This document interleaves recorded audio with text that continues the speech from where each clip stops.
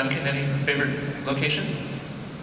I think the episode, I think it was called Rent in season 1. I was like, where were we? Was it Avamore National Park, basically, and it was just so beautiful. And Gary Steele, like, it was a set designer at the time, you know, with these encampments out, and like the cameras are so unobtrusive that, and we were like so many extras. We were riding on horseback. It just felt like we were actually back there in the day. It's just so beautiful. The country is just so gorgeous. It's gorgeous. Yeah. David? It's weird for me because I'm from Australia and I get carted around to locations and I don't really know where I am. And I'm going to ask, what was the name of that? The prison, Artsmuir? What was it?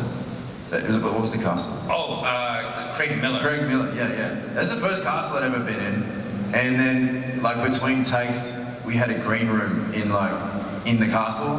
That was so strange. First time I'd ever been in, it is a castle, right? Yeah. Yeah, okay, see, But how cool. I don't really know. It's a time. It wasn't fake. No. Yeah, and that'll always be special to me because It's an interesting castle because it's literally in the city, I guess like Edinburgh Castle, but it's kind of odd. You sort of go through these housing schemes and people's houses and then there's just this castle just sitting there and it's just really odd. 100% it's haunted too. Yeah. 100%. Yeah. Thank you so much. Thank you so much. Hi. Hi, Stephanie from North Carolina. My question is, there was talk about a Lord John spin-off, and I know there's a spin-off with, Jamie's parents, but haven't heard anything more about Lord John. So, is there anything? Can you say? Maybe? At the moment, there doesn't seem to be any interest on the part of the people who actually produce the show. That I don't mean Meryl and Matt, I mean like Sony. Yeah, they don't seem to be all that interested at the moment, but things change and they change fast. Putting it out there. And one more question for Sam. I'm seeing Graham in 2 weeks. Oh dear, I'm sorry. Yes. Oh, We're hosting him at Fraser's Ridge Homecoming Oh, dear. in the mountains. Yeah, you're going to Disaster. awful time. Do you have a message for him? Well, I just hope he pays the bill. And he does owe us all dinner, doesn't he?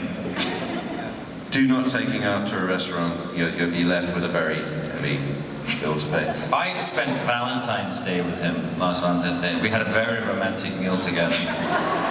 We went to this restaurant that he'd been to 3 nights in a row. He does that. Yeah. Yes, I love my usual table. Yeah. Did he take you out as well? Yeah. No, this is another Valentine's Day. Another Valentine's Day. Gotcha. That's exactly how he would. Oh no. No. And I knew of this wine that's very expensive, and of course he ordered that every night. A man of creature of habit. Creature of habit. And but yes, we got to this table that evening, and he invited me along. It was Valentine's evening, and they put roses out for us. All these other couples sitting there, and I'm sitting opposite Graham McTavish, like, this is weird.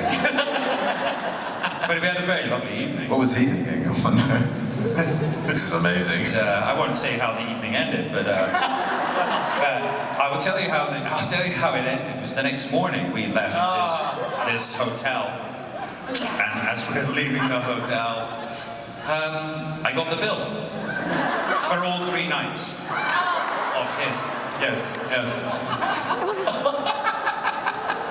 That's McTavish. I'm going to tell him. Oh, we love him really. Definitely going to tell him. Thank you. Since we are telling Graham McTavish stories and location stories, there was one thing while I was on set. It was this long horse ride where you're escaping from redcoats, and there's a change of horses in which Graham is supposed to leap from one horse to the other.